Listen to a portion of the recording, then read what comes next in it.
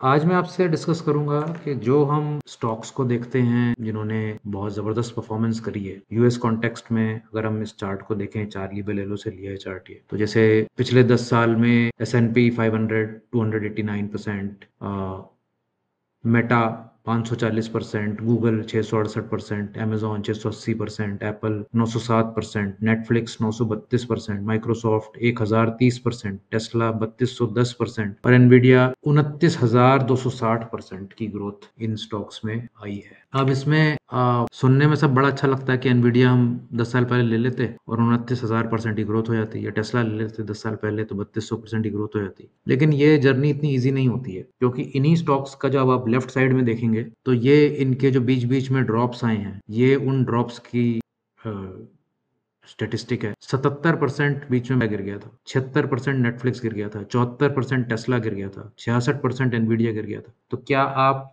उन ups and downs को झेल सकते हैं? और कई ऐसे स्टॉक होंगे, क्योंकि ये तो सर्वाइवरशिप पे बेस्ड है ये चार्ट, कि ये जो कंपनीज ने सर्वाइव किया और बढ़िया परफॉर्म किया। ऐसी बहुत सारी कंपनीज भी हैं जिन्होंने कुछ समय के लिए बहुत अच्छा परफॉर्म किया, लेकिन वो फिर नीचे गिर गई और फिर वापस ही नहीं आई। तो आपको कैसे पता लगेगा कि 77% गिरने के बाद भी वो कंपनी वापस आएगी या नहीं आएगी? अगर आप इंटेल का चार्ट खोल के देख लीजिए, सिटी बैंक का चार्ट खोल के देख लीजिए, डॉइचे बैंक का चार्ट खोल लीजिए, या इसको देख लीजिए, बहुत बड़ी बड़ी कंपनीज जो एक टाइम पर right side of the chart में बहुत अच्छी लग रही थी, वो लेफ्ट साइड में उनकी बुरी हालत हो गई।